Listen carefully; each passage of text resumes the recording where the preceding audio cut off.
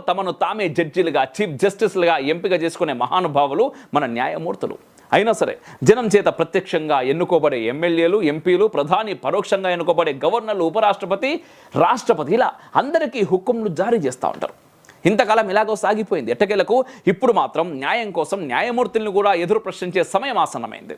MP Nishikant Dubey, vice president Jagdish Dhankhar, professor Anand Ranganathan ఒక్కొక్కరుగా తెర మీదికి వస్తూ చేస్తున్న పని అదే.